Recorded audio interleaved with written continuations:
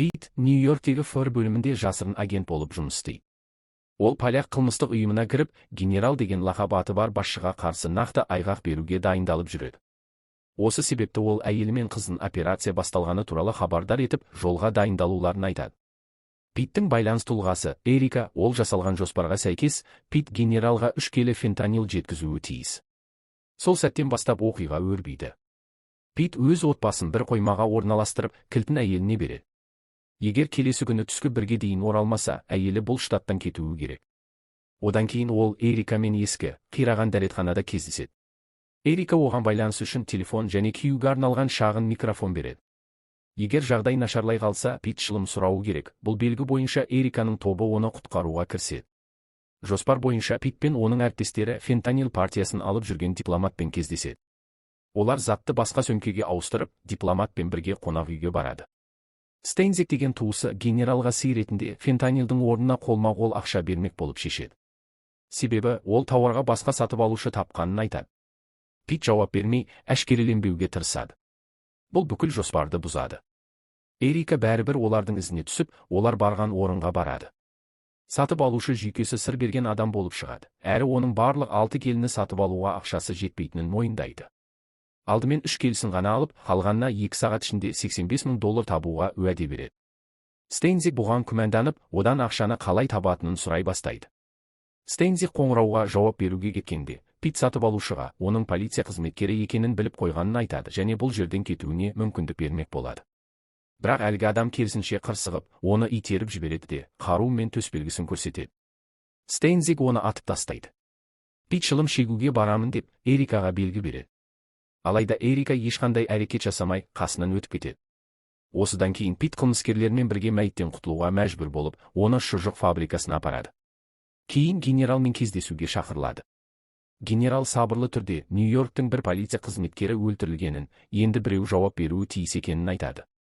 Стейнзик сол қызметкерді өлтірген адам болса да, генерал бәрін Питтің өмірін құтқарғанда етіп көрсетеді. Генерал Питке қарызын өтеу үшін 5 жыл түрмеде отырып, есірткі саудасын іштен басқаруды бұйырады. Оны қорқыту үшін отбасын еске салады, осылайша Питтің таңдауы қалмайды. Кейін Питтің отбасы үйіне қайтарылады. Ол Эрикамен сөйлеседі, бірақ Эрика оған байланысқа шықпаған себебін 4 жыл бойы жасалған жоспарды қауіп кетікпеу үшін деп түсіндіреді де, телефонды қоя салады. Пит ашуланса да, әйелі Софиямен татуласады. София оған киіміндегі қанды жууға көмектеседі.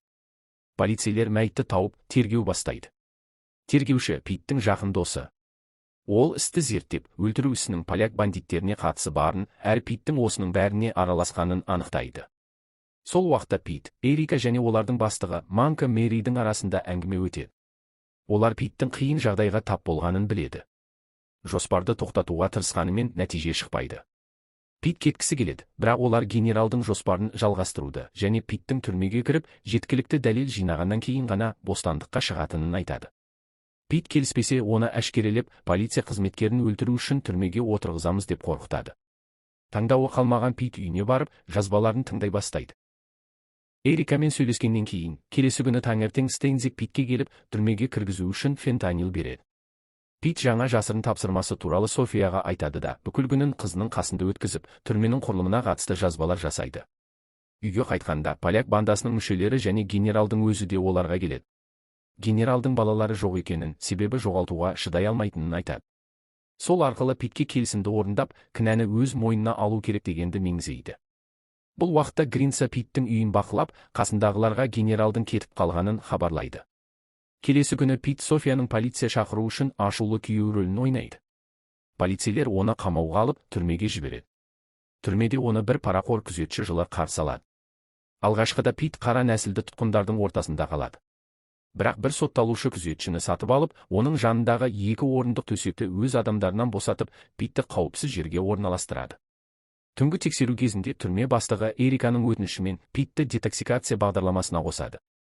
Келесі күні ол поляк тобының мүшелерімен танысып, алда болатын төбелеске дайындалу үшін пышақ алады. Гринса Эрикаға келіп, ақпарат сұрайды. Эрика ештеңе білмегендей түр танытады. Манка Мэри араласып, мәселені шешуге тырысады, бірақ Гринса оған және Эрикаға досының өлген күні түсірілген бейнежазбаны көрсетіп, ФБР мен Нью-Йорк полициясының арасында соғыс шығатынын ескертеді. Егер олар осы іске араласса, бәрі қиындыққа тап болады дейді. София Мейнуэлл Питтен түрмеге заңсыз зат жеткізу жоспарын алып, дрон көмегімен буманы түрме шатырына қояды. Келесі күні шатырды тазалау бағдарламасына қатысқан Пит оны қолына түсіреді. Гринса жұмыс орнында Софиямен сөйлесіп, қосымша мәлімет алғысы келеді. Бірақ София көмектесе алмайтынын айтып, кетуін талап етеді. Дегенмен ол Гринсаның визит картасын алады. Кейін Гринса Питке өзінің ақпаратшысы арқылы хабар жіберіп, бір сәтте аулада өз тобы болмайтынын, ал егер аман қалғысы келсе, жалғыз жолы полиция қызметкерінің өлімі туралы сөйлесуге дайын екенін білдіру екенін айтады. Сол кезде парақор күзетші Питті түрме ішіндегі есірткі саудасын басқаратын қара нәсілді басшы Филдске апарады. Филдс Пит өз ісіне кедергі келтіріп жатыр деп ойлап, оны өлтіруге тырысады. Пит өзін ФБР-дың жасырын агентімін, мақсаты генералды құлату екенін ашып айтады. Осыдан кейін оны босатады. Филдс егер тірі қалса, көмектесуге келіседі. Бұл уақытта ФБР орталығында Монтгомери Эрикаға Питті өлтіру және генералға қатысты барлық операцияны тоқтату бұйрығын береді. Өйткені Пит ресми тіркелмеген ақпарат беруші, ал Нью-Йорк полициясы жасырын қызметкердің өлгенін зерттесе, Эриканың мансабы да өмірі де күйрейді. Ол Эриканы артық амбиция көрсетіп, өз басын қауіпке тіккені үшін айыптайды. Түнде Пит дәретханаға бара жатып, Филдстің бір адамы оған түрмедегі есірткі желісін бақылайтын адамдардың тізімін береді. Кейін Пит Эрикаға қоңырау шалып, генералдың бүкіл желісін анықтағанын және өзі қауіпті екенін айтып, шығарып алуды сұрайды. Бірақ Эрика бұған келіспейді, себебі оған Питті жоюға бұйрық берілген. Содан кейін Пит Софияға хабарласып, Эрикамен кездесулерінің жазбасын Гринсаға беріп, штаттан кетуін өтінеді. Генералдың адвокаты Эрикаға Питтің жасырын агент екенін хабарлайды. Бұдан кейін ол Софияға барып, жазбаларды тартып алады. Осы арқылы ФБР олардың телефондағы әңгімелерін тыңдағаны әшкере болады. Эрика, кінә сезіміне бой алдырған күйі, жазбаларды тыңдайды да, онда өзінің София мен қызына қорған болуға ант бергенін естиді. Түрмеде Филдстің бір адамы күйік жарақатын алғанын айтып, шайқасқа дайындалады, бірақ пышағы жоқ екенін байқайды. Іздеп жүргенде оны поляк бандасының мүшесі шабуылдайды. Пит қарсыласты жеңіп тұншықтырады. Сосын күзет камераларының алдына шығып, күзетшілерге белгі береді. Парақор күзетші келгенде Пит оны тұтқынға алып, баспасөзбен және әйелімен сөйлесуді талап етеді. Содан кейін ол күзетшіні ең мұнараға алып барып, есінен тандырады. Радионы алып, талаптарының орындалғанын тексереді, және бұрынғы америкалық армиядағы мергендік тәжірибесін пайдаланып, терезелердің бақылау нүктелерін белгілейді. Сол уақытта Стейнзик Питтің отбасын қорқытып, жаңа ғана телефонмен сөйлескен Гринсамен байланысқа түседі. Бір сәттен соң Гринса Питтің үйіне жетіп, Стейнзиктің бір адамын жояды. Үйдің ішіне кіріп, баспалдақпен көтерілгенде аяғынан жараланады. Ол оқ қайтармайды, өйткені Стейнзик тұтқын ұстап тұр еді. Осы кідірістен қаруынан айырылады. Стейнзик Гринсаны өлтіруге жақындағанда, София босап шығып, оны арқасынан атады.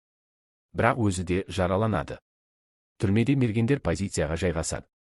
Монтгомери оқ атуға дайын болуды бұйырады. Түрме бастығы Питтің талаптарын орындауға келеді. Пит әйеліне хабарласып, бұл жағдайдан аман шығатынын айтады, бірақ Монтгомери әңгімесін үзіп тастайды. Пит күзетшіні қытайлықтармен келіссөз жүргізуге пайдаланып, кейін онымен киімін ауыстырады. Оны оятып, қайтадан тұтқын етеді. Осы кезде мергендер оқ атып, бір газ баллонын жарып жібереді. Бақытына қарай, Пит жарылыстан бұрын жасырынуға үлгереді. Көп ұзамай Карла оқиға орнына жетіп, түрменің жанып жатқанын көреді. Монтгомери оған жұмыс бітті деп хабарлайды. Өрт сөндірушілер Питті күзетші формасында алып шыққанда, Карла оны танып, қасына қосылады. Ол Питке тұтқынды ұстау әдісін үйретіп, қашу үшін бір жазба мен телефон береді. Біршама уақыттан соң Эрика бір ер адаммен паромда кездеседі. Ол Питтің қайда екенін білетінін мойындайды. Ер адам оны өлтіруді бұйырады, бірақ бұл қақпан болып шығады. Себебі Эрика Нью-Йорк полициясына Монтгомеридің заңсыз істері туралы хабар беріп қойған, және ол тұтқындалады. Пит отбасымен кездескісі келеді, бірақ Эрика оның қасында көптеген жасырын агенттердің жүргенін ескертеді. Сол кезде Гринса келіп, оған Эриканың берген жалған құжаттарын тапсырады да, біраз уақыт тыныш жүруі керегін айтады. Пит Софияға соңғы рет көз тастап, қайтадан жасырынуға кетеді.